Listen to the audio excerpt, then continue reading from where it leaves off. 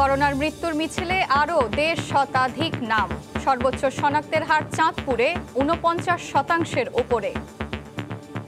বর্তমানে অক্সিজেন অবস্থা খুবই সংকট। দিন রাত ঘুম নাই, কিছু নাই, কোনো উন্নতি নাই। গরিব মানুষ টাকা পাচ্ছে না, বাইরে নিয়ে যাবো কিভাবে? আমাদের চাঁদপুর অবস্থা খুবই ভয়াবহ। রাজধানীতেও একটি শয্যা পেতেই হন্যে হয়ে ছুটতে হচ্ছে একের পর এক হাসপাতালে। ঢাকা মেডিকেলে পাওয়া যায় নাই, পিজি হাসপাতালে পাওয়া যায় নাই। আমাদের এখানে কোনো বেডই ফাঁকা নেই, পেশেন্টের পরিমাণ প্রচুর বেড়ে গেছে। অন্যান্য জেলা থেকে যেগুলো রেফার হয়ে আসছে, বেশিরভাগ ক্ষেত্রে দেখা যাচ্ছে যে তাদের অক্সিজেন স্যাচুরেশন খুবই কম। টিকা উৎপাদনে বাংলাদেশের পাশে যুক্তরাষ্ট্র। দেশীয় ঔষধ উৎপাদনকারী প্রতিষ্ঠানকে সহায়তার আশ্বাস।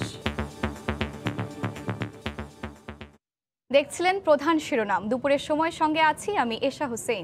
এবার অন্যান্য শীর্ষ সংবাদ।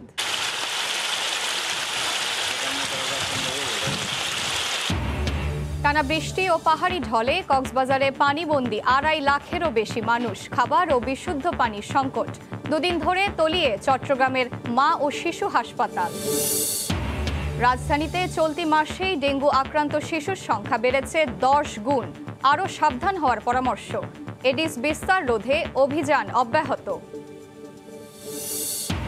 করোনা সংক্রমণ বেড়ে যাওয়ায় মেট্রো রেলের কর্মপরিকল্পনায় পরিবর্তন। কম শ্রমিক নিয়েই চলছে কাজ। পরিস্থিতির উন্নতি না হলে নির্ধারিত সময় শেষ হওয়া নিয়ে শঙ্কা। এবং চট্টগ্রামে অর্থের লোভ দেখিয়ে নিরপরাধ মিনুকে জেল খাটানো মূল আসামি কুলসুমা গ্রেফতার। কারাগার থেকে বের হওয়ার পর মিনুর মৃত্যু হত্যাকাণ্ড কিনা তদন্তে পুলিশ।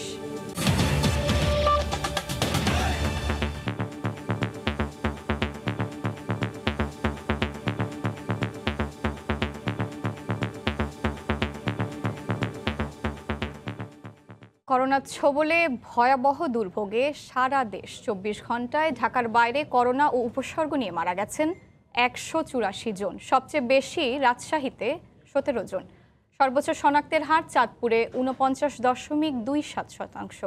এ অবস্থায় হাসপাতালগুলোর বেসামাল অবস্থা, রোগীর চাপ সামলাতে। সংকট যেন কাটছেই না শয্যা আর অক্সিজেনের। রিপোর্টার ও প্রতিনিধিদের পাঠানো তথ্য ছবি নিয়ে রিপোর্ট। করোনার থাবায় প্রতিদিনই মানুষ প্রিয়জন হারাচ্ছেন শহর ও গ্রামাঞ্চলে। পরিবারগুলোতে চলছে আহাজারি। গত বছরের চেয়ে চলতি বছর ভয়াবহ রূপ নিয়েছে করোনা। রোগীদের শ্বাসকষ্টে শঙ্কা বাড়াচ্ছে স্বজনদের। আর হাসপাতালগুলোতে রোগীর চাপ বাড়ায় সংকটময় মুহূর্তে মিলছে না আইসিইউ। করোনা ও উপসর্গ নিয়ে 24 ঘন্টায় সর্বাধিক 17 জন করে মারা গেছেন চট্টগ্রাম ও রাজশাহীতে। রাজশাহী মেডিকেলে মৃতদের মধ্যে পাবনার 5 জন ও রাজশাহীর 4 জন। আর চট্টগ্রামে মৃতদের 9 জনই নগরীর বাইরের। দুই জেলারই শনাক্তের হার 40%-এর নিচে। চাপ আছে, করোনা রোগী আসছে যাচ্ছে এবং কোনো জায়গাতে বেড ফাঁকা নাই। রোগী চাপটা অনেক বেশি এবং মারাও যাচ্ছে। আজকে সকালে আমরা যেখানে আছি ওখানে আজকেও একজন মারা গেছে। পাকা জায়গা না, আপনারা তো দেখতেছেন ফ্লোরেও অনেক রোগী আছে। ময়মনসিংহ মেডিকেল কলেজ হাসপাতালে 16 জনের মৃত্যু হয়েছে করোনা ও উপসর্গ নিয়ে। তাদের মধ্যে 9 জনই ময়মনসিংহের। 24 ঘন্টায় 1660টি নমুনা পরীক্ষায় শনাক্ত 458 জন, হার প্রায় 28%। আজকে নিয়ে 15 দিন, ওই সময় যে রোগীর চাপ ছিল সেই তুলনায় এখন অনেক বেশি চাপ। সিরিয়াল আইসিইউতে নিতে হয়, আইসিইউতে সিরিয়াল নিতে হয় এবং ওই পর্যায়ক্রমে সিরিয়াল অনুযায়ী সিট পাওয়া যায় আর কি। করোনায় লাগামহীন খুলনা। করোনা ও উপসর্গ নিয়ে 24 ঘন্টায় নগরীর হাসপাতালগুলোতে 16 জন মারা গেছেন। তাদের মধ্যে 11 জনই খুলনার। হটস্পট বগুড়ার হাসপাতালগুলোতে 13 জন মারা গেছেন। তাদের মধ্যে 8 জন করোনায় ও 5 জন উপসর্গ নিয়ে। শনাক্তের হার 23%। করোনা ও উপসর্গ নিয়ে বরিশাল শের-ই-বাংলা মেডিকেল কলেজ ও চাঁদপুরে মারা গেছেন 12 জন করে। বরিশালে শনাক্তের হার প্রায় 44%। তবে 24 ঘন্টায় দেশের সর্বোচ্চ শনাক্তের হার চাঁদপুরে 49.27%। অনেকক্ষণ দাঁড়িয়ে থাকার পরে আর আগের বার অক্সিজেন পাই নাই, এবার অনেক কষ্ট করে আমি অক্সিজেনটা পেয়েছি। কারণ স্বাস্থ্যবিধি না মানলে অবস্থা খারাপ হয়ে যাবে। সবাই কিন্তু মানছে না, অনেকেই মানছে না। আমরা সার্বিকভাবে চেষ্টা করতেছি যাতে কাঙ্ক্ষিত সেবা দেওয়া যায়। করোনা ও উপসর্গ নিয়ে সীমান্তবর্তী জেলা কুষ্টিয়ায় 11 জন এবং চুয়াডাঙ্গা ও সিলেটে 8 জন করে মারা গেছেন। দামি দামি ওষুধগুলো বাইরে থেকে কিনে আনছে, এতে আমরা বিশাল সংকটে পড়ে আছি। প্রধানমন্ত্রীর কাছে আমি আবেদন করছি, যদি দামি ওষুধ যদি দেয় তাহলে হয়তো দেশের রোগীগুলো বাঁচবে। এছাড়া ফরিদপুরে 7, সাতক্ষীরায় 6 এবং দিনাজপুর, কুমিল্লা, কিশোরগঞ্জ, ঝিনাইদহ ও যশোরে 5 জন করে মারা গেছেন। আহসানুল করিম, সময় সংবাদ।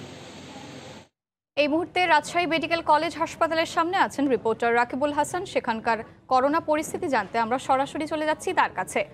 রাকিব, এশা, আপনাকে ধন্যবাদ। রাজশাহী মেডিকেল কলেজ হাসপাতালে গেল 24 ঘন্টায় করোনা এবং উপসর্গ নিয়ে 17 জন মারা গেছেন এবং আপনি জানেন গেল 24 ঘন্টায় 52 জন নতুন করোনা এবং উপসর্গ নিয়ে আক্রান্ত রোগীরা ভর্তি হয়েছেন। এদের মধ্যে 16 জনই কিন্তু আসলে করোনায় আক্রান্ত এবং বাকিদের উপসর্গ নিয়ে তারা ভর্তি হয়েছেন। এবং আপনি জানেন রাজশাহী মেডিকেল কলেজ হাসপাতালে যে রোগীর চাপ সেটি কিন্তু রাজশাহী বিভাগের যে সমস্ত জেলাগুলো রয়েছে এর পাশাপাশি কিন্তু অন্যান্য জায়গা থেকেও কিন্তু আসলে করোনার রোগীর যে সেটি অব্যাহত আছে।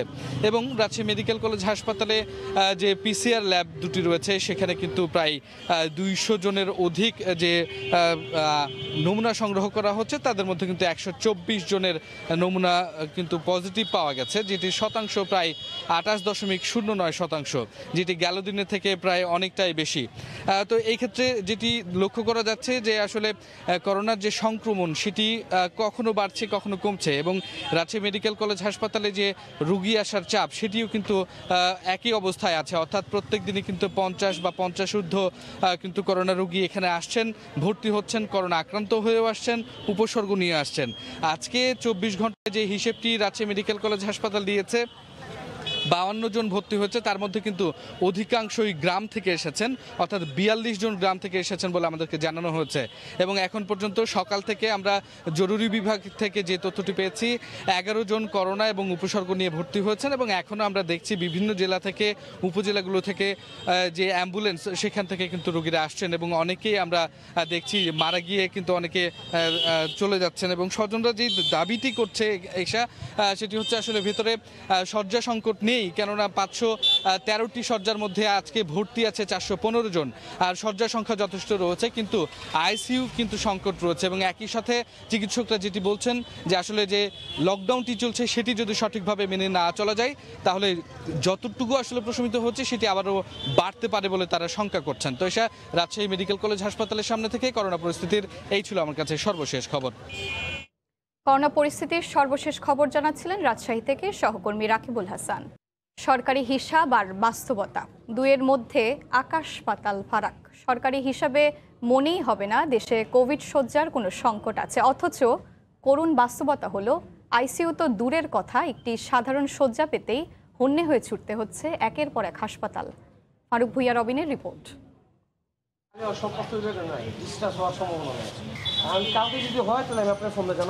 ফোনের ওপার থেকে বেশ আকুতি মিনতি, তবু মুগদা হাসপাতালের এই কর্মীকে জানিয়ে দিতে হলো তাদের হাসপাতালে ফাঁকা নেই কোনো শয্যা। পরামর্শ দেওয়া হয় অন্য কোনো হাসপাতালে খোঁজ করার। আমাদের এখানে কোনো বেডই ফাঁকা নেই, পেশেন্টের পরিমাণ প্রচুর বেড়ে গেছে, যার কারণে যে একটা পেশেন্ট দেখা গেছে 14 দিন লাগে, 15 দিন লাগে, আর 20 দিনও লেগে যায়।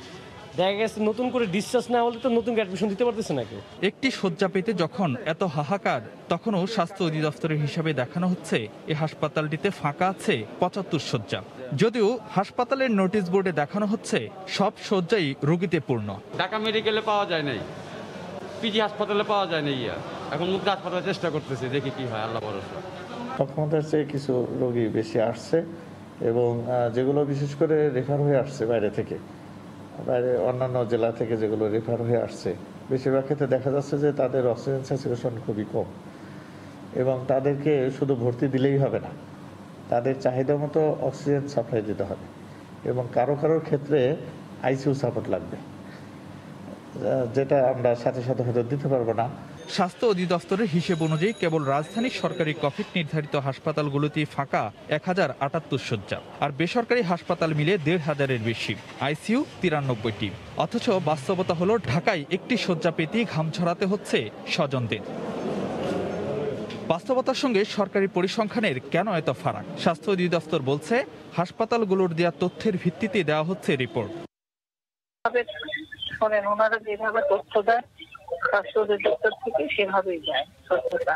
এখন এখানে হয়তো একটা সময়ের গ্যাপ হয়, কারণ আমরা যে রিপোর্ট দিই এটা গত 24 ঘন্টা, সময়ের গ্যাপে হয়তো রিপোর্টটা এরকম যায়।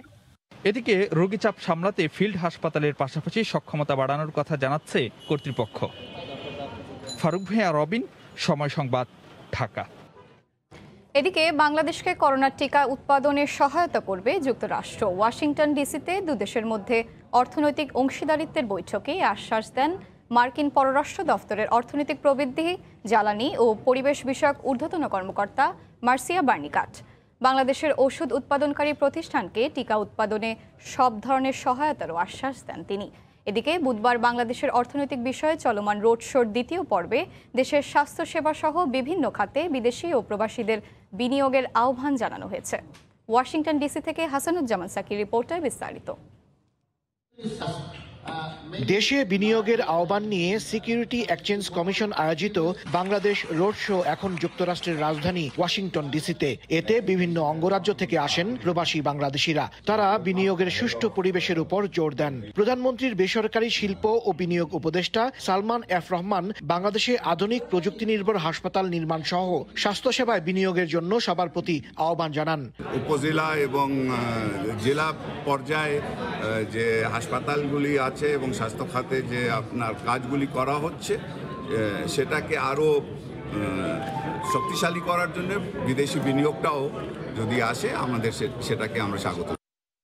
রোড শোর আগে বাংলাদেশ ও যুক্তরাষ্ট্রের মধ্যে অর্থনৈতিক অংশীদারিত্ব নিয়ে ফলো আপ বৈঠকে দেশের নেতৃত্ব দেন সালমান এফ রহমান। যুক্তরাষ্ট্রের পক্ষে ছিলেন পররাষ্ট্র দফতরের ঊর্ধ্বতন কর্মকর্তা মার্সিয়া বার্নিকাট। এ সময় টিকা উৎপাদনে বাংলাদেশের ফার্মাসিউটিক্যালস প্রতিষ্ঠানগুলোর সঙ্গে যৌথভাবে কাজ করার জন্য মার্কিন কোম্পানিগুলোকে তাগাদা দেওয়ার কথা জানান তিনি। ভ্যাকসিন উৎপাদন করার বাংলাদেশে এবং মার্সিয়া বার্নিকাট আমাদেরকে আশ্বস্ত করেছেন যে এখানকার যে আপনার আমেরিকাতে যারা ভ্যাকসিন ম্যানুফ্যাকচারিং আছে, যারা কোম্পানিগুলি আছে, তাদেরকে উনি ডেফিনেটলি অনুরোধ করবেন যে ওনারা যেন বাংলাদেশের ফার্মাসিউটিক্যাল কোম্পানিদের সাথে জয়েন্ট ভেঞ্চার করে কীভাবে ভ্যাকসিন প্রোডাকশন করা যায় সেটা সম্বন্ধে উনি আমাদেরকে সাহায্য করবেন। অনুষ্ঠানে বিএসইসির চেয়ারম্যান সহ দেশ থেকে আসা সরকারের ঊর্ধ্বতন কর্মকর্তা ও ব্যবসায়ীরাও বক্তব্য রাখেন। আন্তর্জাতিক অঙ্গনে শেয়ার বাজারের ব্যাপ্তি এবং প্রবাসী ও বিদেশিদের আকৃষ্ট করতে এই উদ্যোগ নিয়েছে বিএসইসি। তবে আজকের রোড শোতে প্রবাসীদের অংশগ্রহণ থাকলেও বিদেশিদের উপস্থিতি ছিল কম। Hasanuzzaman Saki, Somoy Sangbad, Ritz Carlton hotel, Washington DC. রাজধানীতে চলতি মাসে ডেঙ্গু আক্রান্ত শিশু রোগীর সংখ্যা বেড়েছে 10 গুণ। গত এক মাসে 3 শিশু মারা গেছেন।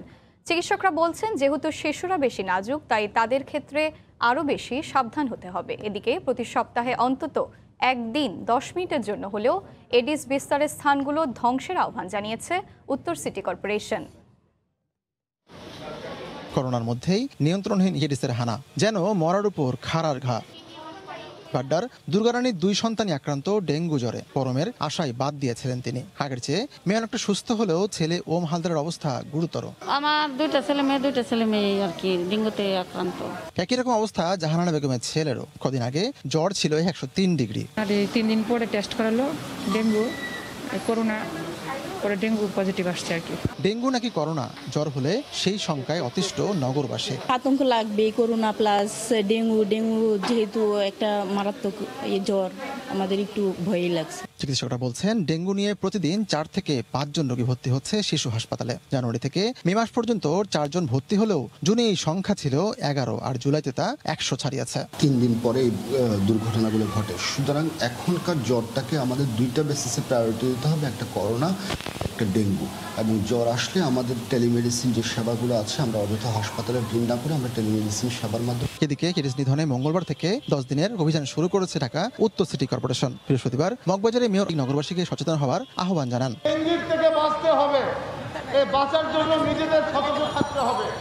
আমাদের যার বাড়ি আমরা 10 মিনিটের জন্য যদি পরিষ্কার করি, তাহলে আমরা অবশ্যই সকলে মিলে সামাজিকভাবে একটা সামাজিক আন্দোলন আনতে হবে। নাগরিকদের সচেতন করার পাশাপাশি অভিযান ও জরিমানা চলমান থাকবে বলেও জানিয়েছেন উত্তরের মেয়র। সাতিকুর রহমান তমাল, সময় সংবাদ, ঢাকা। ডেঙ্গু পরিস্থিতির খবর জানাতে এই মুহূর্তে সোহরাওয়ার্দী হাসপাতালে আছেন রিপোর্টার আতিকুর রহমান তমাল। আমরা সরাসরি চলে যাচ্ছি তার কাছে। তমাল, হ্যাঁ, এসা ডেঙ্গুর কি দশা সেটি আসলে বলার আগে আমি একটু বলতে চাই যে কিছুক্ষণ আগে রাজধানীতে অনেক বৃষ্টি হয়ে গেছে এবং সেটি কিন্তু আপনি জানেন যে ডেঙ্গুর যে বিস্তার বা হেডিসের যে বংশবিস্তার সেটি কিন্তু বৃষ্টি কিন্তু এক ধরনের সহায়ক ভূমিকা রাখে এবং সেই জায়গাতে কিন্তু আসলে আমরা জানি যে সকাল থেকেই দেখেছি যে অনেক রোগী কিন্তু সোহরাওয়ার্দী মেডিকেলে এসেছেন এবং একটি বিষয় আপনাকে জানা রাখি যে গত পরশুদিন কিন্তু একটি সরকারের তরফ থেকে একটি বলা হয়েছিল এরকম যে 12টি হাসপাতালের মধ্যে যেগুলোতে করোনা ডেডিকেটেড হাসপাতাল সেগুলো বাদে 6টিকে কিন্তু আসলে ডেঙ্গুর যে চিকিৎসা সেটির জন্য মূলত নির্ধারণ করে দেওয়ার কথা রয়েছে কিন্তু সেটি কিন্তু এখনও সুনির্দিষ্ট করা হয়নি যে কোন কোন হাসপাতালে মূলত সেটি করা হবে এবং যে কারণে কিন্তু অনেকেই হাসছেন এবং সোহরাওয়ার্দীতে কিন্তু এই মুহূর্তে খুব কম সংখ্যক রোগী ভর্তি আছেন। আমার সাথে কথা হয়েছে এই যে পরিচালক তিনি আমাদেরকে জানিয়েছেন যে এই যে হাসপাতালে সেখানে কিন্তু মাত্র 7 জন রোগী আছেন ভর্তি আছেন কিন্তু উনি কিন্তু বলেছেন যে এই যে হাসপাতাল সেই হাসপাতাল কিন্তু থেকে কিন্তু আসলে ডেঙ্গু রোগী কিন্তু এখন কিন্তু নেওয়া হচ্ছে না এবং এই যে রোগীগুলো তারা আসলে সকালবেলা এসে কই যাবে সেটা কিন্তু তারা কিন্তু অনেকটাই জানে না এবং সে কারণে কিন্তু এক ধরনের ধোঁয়াশা তৈরি হয়েছে এবং যে 6টি হাসপাতালের কথা বলা হচ্ছে এই 6টি হাসপাতাল কোন কোন হাসপাতালগুলো সেটা কিন্তু আসলে এখনও সেভাবে কিন্তু জানানো হয়নি এবং সে কারণে কিন্তু এক ধরনের ধোঁয়াশা রয়েছে এবং সেটি ছাড়া আপনি জানা রাখেন যে সকালবেলা আমি কিন্তু শিশু হাসপাতালে গিয়েছিলাম সেখানে কিন্তু আমরা জানি যে অসংখ্য রোগী কিন্তু সেখানে ভর্তি রয়েছেন এবং গত কিন্তু 1 মাসে প্রায় 107 জন রোগী সেখানে কিন্তু ভর্তি হয়েছেন এবং আমরা যেটি শুনেছি যে সেখানে কিন্তু 3 জন রোগী মারা গেছে শুধুমাত্র যে ডেঙ্গু তাই নয় তারা কিন্তু আসলে অন্যান্য কারণে কিন্তু আসলে তাদের সমস্যা ছিল সে কারণে কিন্তু আসলে সেগুলোর সঙ্গে সেই যে ডেঙ্গুর যে জ্বর সেটি মিলে তারা কিন্তু আসলে মারা গিয়েছেন। তো সব মিলিয়ে বলা চলে যে আজকে কিন্তু আমরা সকালবেলা দেখেছি যে মেয়র আতিকুল ইসলাম উত্তরার মেয়র তিনি কিন্তু একটি অভিযান শুরু করেছেন এই যে 10 দিনের যে অভিযান সেই অভিযান কিন্তু আসলে আজকে 3য় দিন ছিল এবং সেটা কিন্তু 7 তারিখ পর্যন্ত চলবে। তো সব মিলে বলা চলে যে ডেঙ্গুর যে অবস্থা সেটা কিন্তু আমরা যদি বলি যে ঢাকা শহরে কিন্তু গত 24 ঘন্টায় কিন্তু 150 জন কিন্তু হাসপাতালে ভর্তি হয়েছে। তো এই ছিল আমার কাছে সবশেষ খবর। খেসা রাজধানীতে ডেঙ্গু পরিস্থিতির বিস্তারিত খবর জানাচ্ছিলেন সহকর্মী আতিকুর রহমান তমাল। দুপুরের সময় আরও থাকছে সিলিন্ডারে 102 টাকা বাড়ল এলপিজির দাম, সর্বোচ্চ খুচরা মূল্য 993 টাকা নির্ধারণ। 1 আগস্ট থেকে কার্যকর, দাম বেশি রাখলে আইনি ব্যবস্থার হুঁশিয়ারি।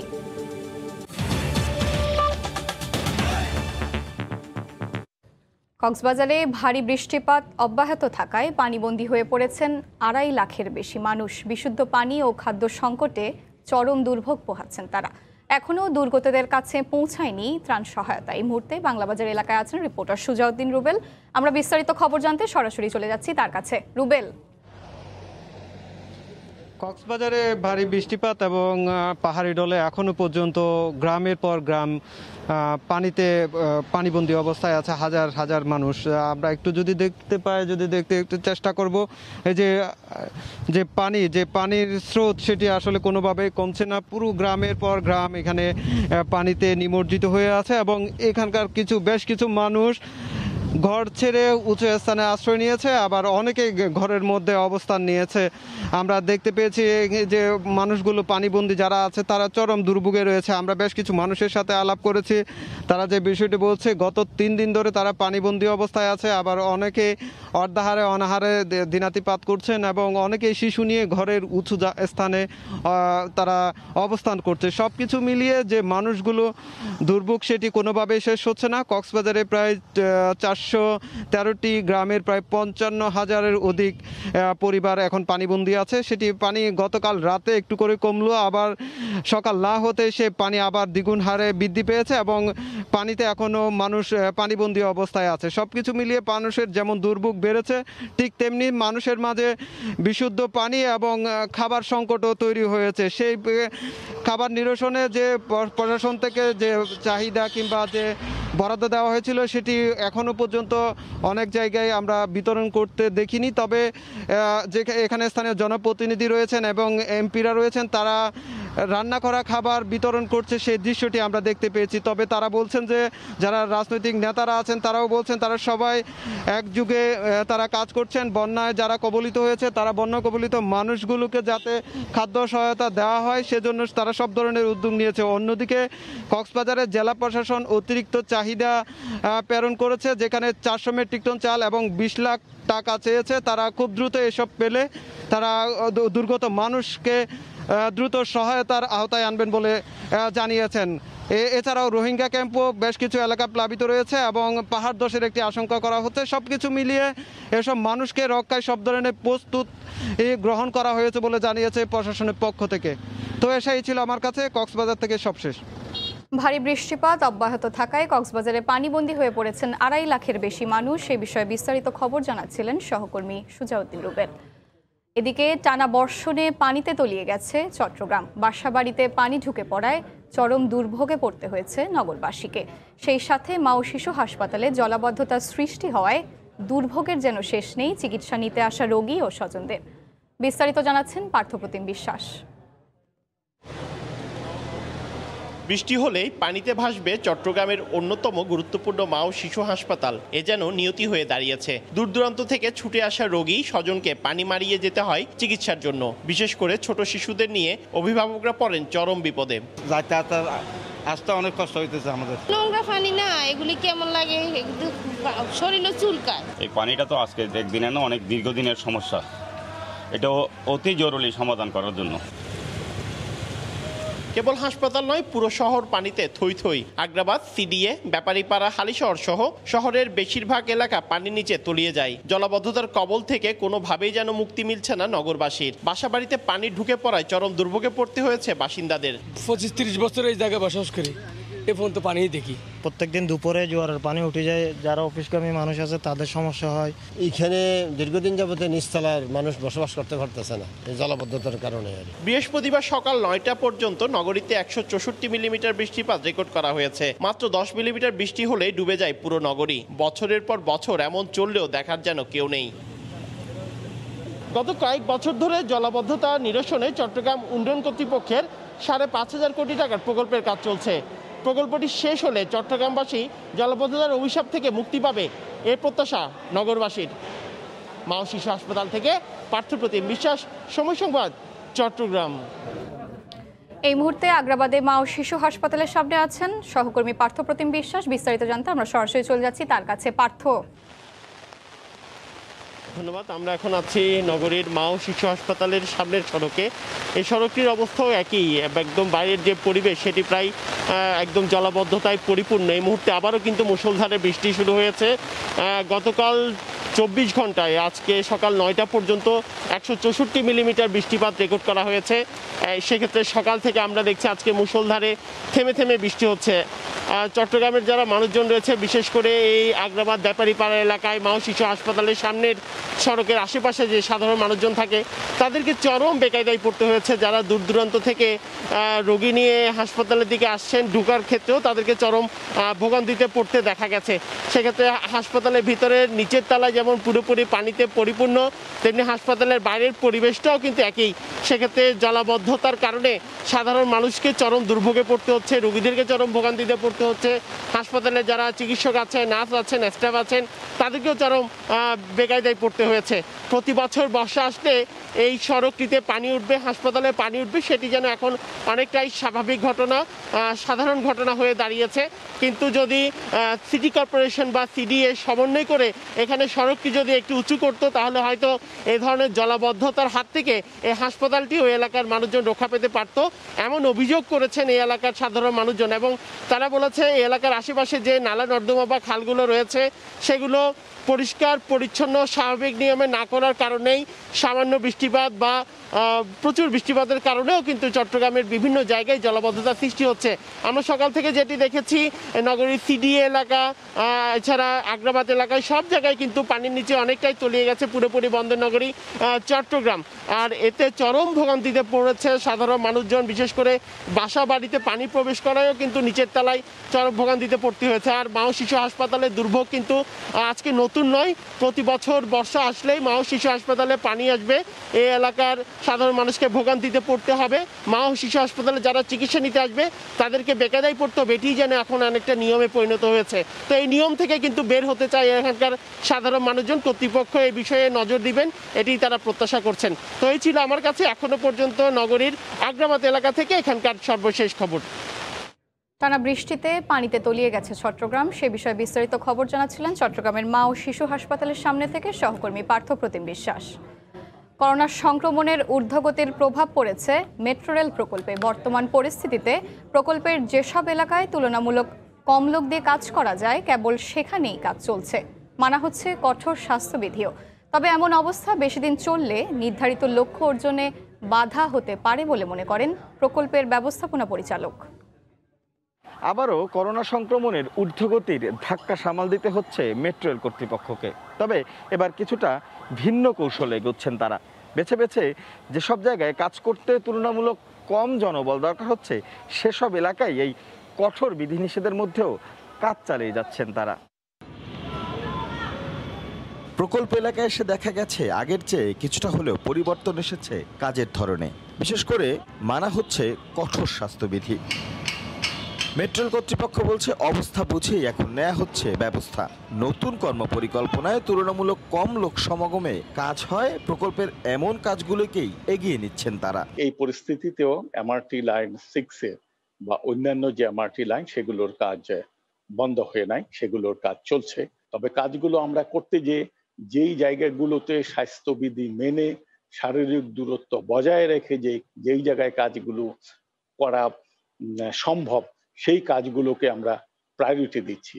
এরই মধ্যে আবার ঈদের পরে কঠোর বিধিনিষেধে অনেকেই আটকে আছেন ঢাকার বাইরে। এতে কিছুটা হলেও গতি কমেছে কাজের। আগের ছক থেকে সরে আসায় মেট্রো রেল কর্তৃপক্ষ বলছে আরো কিছুদিন এমন চলতে থাকলে হয়তো আবারও তার মাসুল গুনতে হতে পারে। এখন আমরা যে অবস্থাতে আছি এই অবস্থাতে আমাদের লক্ষ্যমাত্রা পিছিয়ে যাওয়ার সম্ভাবনা এখনো নাই, কিন্তু এই পরিস্থিতি যদি অনেক লম্বা হয় সেই ক্ষেত্রে পরিবর্তন হতে পারে। এরই মধ্যে মেট্রো রেলের তৃতীয় ও চতুর্থ কোচের সেট জাপান থেকে মংলা বন্দরে এসে নোঙর করেছে। আসছে মাসে তা দিয়াবাড়ির ডিপোতে এসে পৌঁছানোর কথা রয়েছে। রাশেদ লিমন, সময় সংবাদ, ঢাকা। 1 আগস্ট থেকে গার্মেন্টস খুলে দেওয়ার ঘোষণা দিয়ে কোনো খুদে বার্তা পাঠানো হয়নি বলে জানিয়েছে বিজিএমইএ। তবে শিল্প কারখানা খুলে দিতে আবারও সরকারের কাছে দাবি জানিয়েছেন ব্যবসায়ী সংগঠনের নেতারা। দুপুরে সচিবালয়ে মন্ত্রিপরিষদ বিভাগের সচিবের সঙ্গে দেখা করে এই দাবি জানান তারা। এ সময় গার্মেন্টস কর্মীদের গণটিকা দেওয়ার অনুরোধ জানালেও কঠোর বিধিনিষেধের মধ্যে গার্মেন্টস খুললে কর্মীদের ঢাকায় আনার ব্যবস্থাপনার বিষয়ে কোনো সদুত্তর দিতে পারেননি তারা। এর আগে দেশে করোনা সংক্রমণের কারণে যে কয়বার বিধিনিষেধ কার্যকর করা হয়েছিল কখনো পুরো বন্ধ রাখা হয়নি শিল্প কারখানা। স্বাস্থ্যবিধি মানার শর্তে সীমিত পরিসরে হলেও চলেছে কারখানার চাকা। তবে এইবার দৈনিক মৃত্যুর সংখ্যা 250-র কাছাকাছি। ঈদের পর থেকে কার্যকর করা কঠোর বিধিনিষেধে বন্ধ আছে সব ধরনের শিল্প কারখানা। এর আগে 2 দফা বৈঠক করে শিল্প মালিকরা কারখানা খোলা রাখার দাবি জানালেও তাতে সায় দেয়নি সরকার। এবার তৃতীয়বারের মতো মন্ত্রিপরিষদ সচিবের সাথে দেখা করে কারখানা খুলে দেওয়ার দাবি জানান শিল্প মালিকরা। ইন্ডাস্ট্রিগুলো খুলে দেওয়া দরকার, সেটাই আমরা ওনাদেরকে বলতে এসেছি আমাদের সবার পক্ষ থেকে, এবং আমাদের দাবি এটি। নিশ্চয়ই ওনারা এটিকে পজিটিভলি নেবেন, কারণ সাপ্লাই চেইনটা ভেঙে যাচ্ছে। আপনার পোর্টের যানজট আপনারা সবাই জানেন, আন্তর্জাতিক বাজার হারানোর একটা সম্ভাবনা আছে আমাদের। আগামী 1 আগস্ট থেকে গার্মেন্টস কারখানা খোলার বিষয়ে তাদের পক্ষ থেকে শ্রমিকদের কোনো খুদে বার্তা পাঠানো হয়নি বলেও নিশ্চিত করেন ব্যবসায়ী সংগঠনের নেতারা।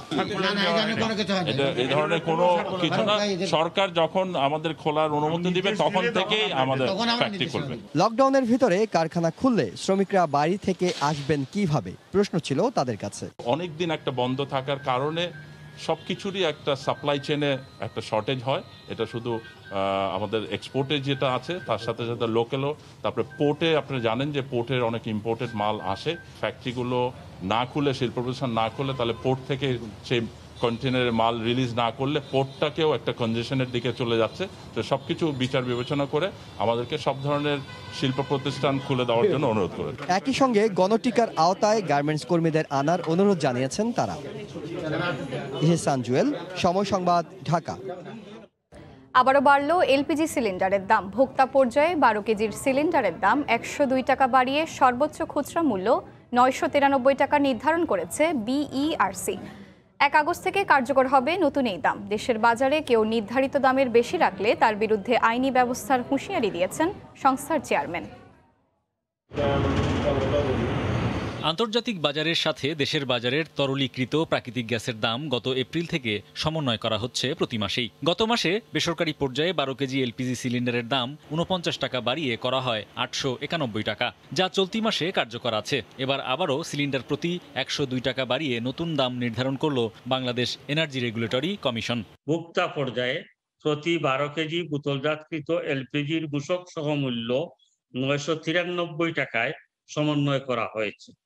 এছাড়া 20 KG, 22 KG, 25 KG, 30 KG, 33 KG, 35 এবং 45 কেজি বোতলজাতকৃত বেসরকারি এলপিজির ভোক্তা পর্যায়ের মূল্য সমন্বয় করত আদেশ প্রদান করা হয়েছে।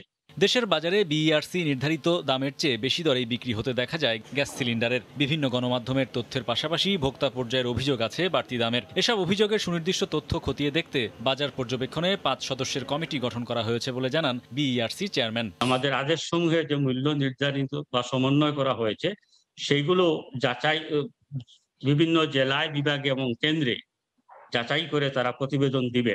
আমরা তদন্তকারী কর্মকর্তা নিয়োগ করব, প্রতিবেদন পাবো, কমিশন সিদ্ধান্ত নিবে প্রায় দুদকের মতো, তারপরে এফআইআর হবে অথবা কোর্টে সরাসরি মামলা করতে হবে। ভোক্তা পর্যায়ে প্রতি লিটার অটো গ্যাসের দাম মূল্য সংযোজন কর ছাড়া 45 টাকা 92 পয়সা নির্ধারণ করেছে বিইআরসি। অপরিবর্তিত রাখা হয়েছে সরকারি এলপিজির দাম। হরিপদ সাহা, সময় সংবাদ। চট্টগ্রামে অর্থের লোভ দেখিয়ে নিজের পরিবর্তে নিরপরাধ মিনুকে জেল খাটানো মূল আসামি কুলসুমা আক্তারকে অবশেষে গ্রেফতার করতে পেরেছে পুলিশ। গত 6 মাসে 50টিরও বেশি স্থান পরিবর্তন করেও রক্ষা পাননি তিনি।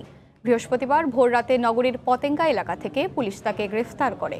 নির্দোষ মিনু আক্তার কারাগার থেকে মুক্তি পাওয়ার পর দুর্ঘটনায় মারা যাওয়ার নেপথ্যে কুলসুমার সম্পৃক্ততা রয়েছে কিনা তাও খতিয়ে দেখছে পুলিশ। শাখা টিপুর ক্যামেরায় বিস্তারিত জানাচ্ছেন কমল দে।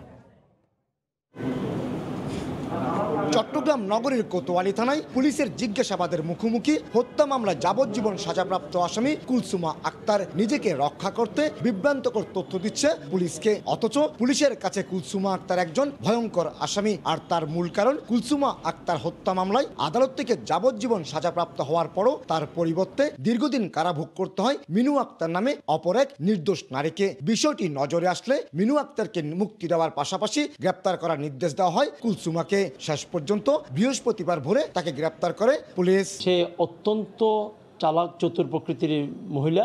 সে না হলে নিজের কারাভোগ অন্যজনকে দিয়ে করিয়েছে, এটা স্বাভাবিক মানুষের মাধ্যমে সম্ভব নয়। এদিকে আদালতের নির্দেশে মুক্তি পাওয়ার কয়েকদিনের মধ্যে নগরী বাইজিত এলাকায় সড়ক দুর্ঘটনায় মারা যায় মিনু আক্তার। প্রকৃত ঘটনাকে আড়াল করতে মিনু আক্তারকে পরিকল্পিতভাবে হত্যা করা হয়েছে বলে অভিযোগ উঠেছে। এই অবস্থায় গ্রেপ্তার হওয়া কুলসুমাকে জিজ্ঞাসাবাদের মাধ্যমে এ তথ্য নিশ্চিত হতে চায় পুলিশ। পর্যালোচনা চলছে ঘটনাস্থলের সিসিটিভি ফুটেজের, যার মাধ্যমে মিনুকে কুলসুমা সাজিয়ে হাজতে পাঠানো হয়েছিল। আমরা সেই ব্যক্তিটিকে গ্রেফতার করার চেষ্টা করছি। সেই ব্যক্তিটিকে যদি গ্রেফতার করতে পারি তাহলে আমরা বলতে পারবো যে এই ঘটনার ভিতরে রহস্যটি কি। 2006 সালের নগরীর রহমতগঞ্জ এলাকায় এক নারীকে হত্যার ঘটনায় আদালত 2017 সালে কুলসুমাকে যাবজ্জীবন কারাদণ্ড দেয়। কিন্তু সন্তানদের ভরণ পোষণের প্রস্তাব পেয়ে 2018 সালে মিনু আক্তার কুলসুমা সেজে কারাভোগ করতে আদালতে আত্মসমর্পণ করে। পরবর্তীতে চলতি বছরের 16 জুন কারাগার থেকে মুক্তি পেল। 13 দিনের মাথায় সড়ক দুর্ঘটনায় মৃত্যু হয় মিনু আক্তারের। কমল দে, সময় সংবাদ, চট্টগ্রাম। করোনা মহামারী অনেক তরুণকে শিখিয়েছে জীবন সংগ্রামে হেরে যেতে নেই। বিশ্ববিদ্যালয় পড়ুয়া অনেকেই পরিবারের হাল ধরতে কাজ করছেন অনলাইন ডেলিভারির নানান প্ল্যাটফর্মে। রাজওয়ার মাহমিদ শোনাবেন এমনই আশার গল্প। ছুটে চলা সময়ের ঘণ্টা হিসেবে অন্যের মুখে একটু তৃপ্তির হাসি দেখা আর নিজের আত্মবিশ্বাস তৈরিতে রতন পড়েন দেশের সর্বোচ্চ বিদ্যাপীঠ ঢাকা বিশ্ববিদ্যালয়ের 3য় বর্ষে।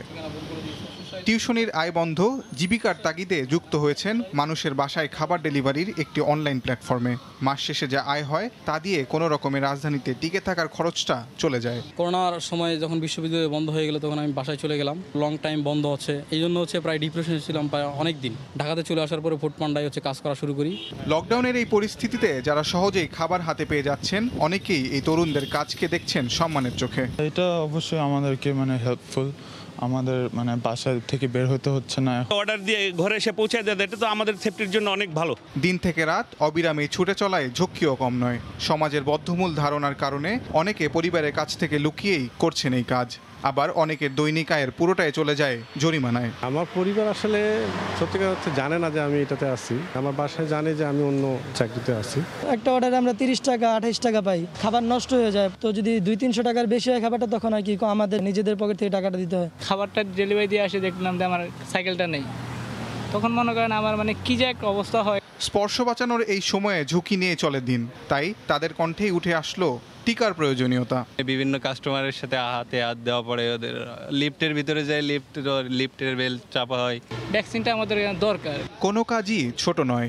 সমাজের দীর্ঘদিনের জড়তা কেটে সবাইকে সবাই দেখুক সম্মানের চোখে, নিশ্চিত হোক যথাযথ পারিশ্রমিক। করোনা মহামারী আমাদের নতুন করে বুঝিয়ে দিয়ে গেল, বেঁচে থাকার জন্য খাবার ছাড়া সবকিছুই গৌণ। আর এই সংকটময় পরিস্থিতিতে যারা মানুষের দুয়ারে খাদ্য পৌঁছে দিচ্ছে, তাদেরকে জরুরি ভিত্তিতে ভ্যাকসিনেশনের আওতায় না আনলে সংক্রমণের ঝুঁকিতে থেকে যাবে বড় একটি অংশ।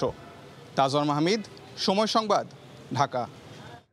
দেশের বাইরের খবর। করোনা পরিস্থিতির উন্নতি না হওয়ায় বাংলাদেশ সহ 4টি দেশের সঙ্গে ফ্লাইট স্থগিতের মেয়াদ আবারও বাড়ালো সংযুক্ত আরব আমিরাত।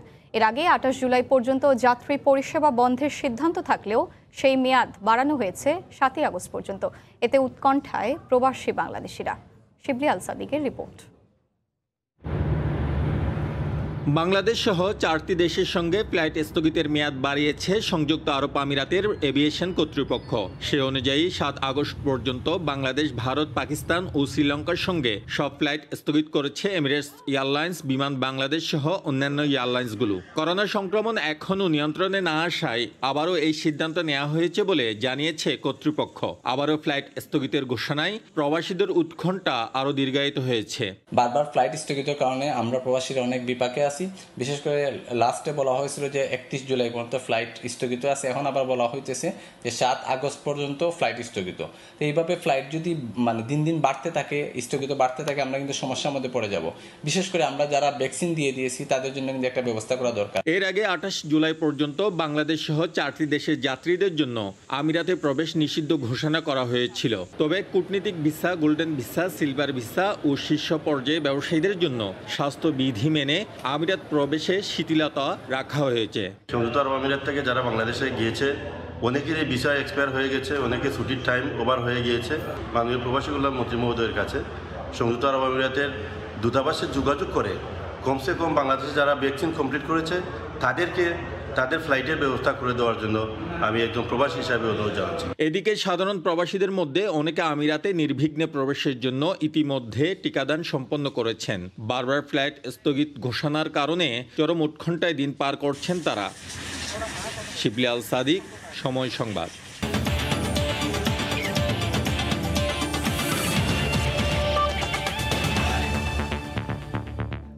এক মাসের জিম্বাবুয়ে সফর শেষে ঢাকায় ফিরেছে বাংলাদেশ জাতীয় ক্রিকেট দল। হযরত শাহজালাল আন্তর্জাতিক বিমানবন্দরে সকাল 9:15টায় পৌঁছেছে টাইগারদের বহনকারী কাতার এয়ারলাইন্সের বিমানটি। বিশেষ ইমিগ্রেশন ব্যবস্থায় স্বল্প সময়ে টিম বাসে ওঠেন মাহমুদুল্লাহ মুস্তাফিজরা।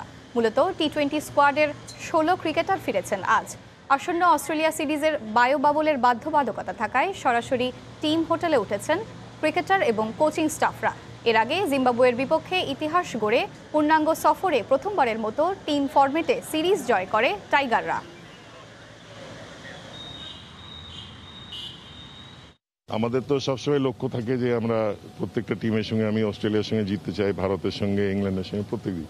সবসময় হয় না, খেলাটা ক্রিকেট, আর হারা জিতা নিয়েই একটা ইয়েছে। সব দলই হারে, সব দলই জিতে। তো আমরা এইখানে চেষ্টা করেছে প্রত্যেকটা প্লেয়ার তাদের নিজেদের উজাড় করে দিয়েই খেলেছে, এনজয় করেছে প্রত্যেকটা। দুপুরের সময় শীর্ষ সংবাদ জানিয়ে দিচ্ছি আরেকবার।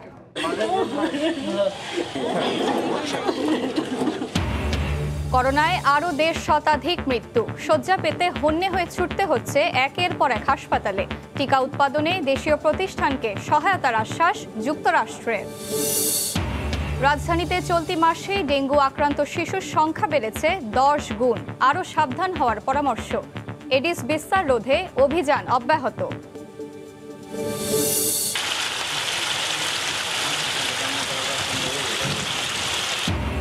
টানা বৃষ্টি ও পাহাড়ি ঢলে কক্সবাজারে পানিবন্দী 2.5 লাখেরও বেশি মানুষ। খাবার ও বিশুদ্ধ পানির সংকট। 2 দিন ধরে তলিয়ে চট্টগ্রামের মা ও শিশু হাসপাতাল। এই ছিল দুপুরের সময়। সঙ্গে থাকুন সময়ের।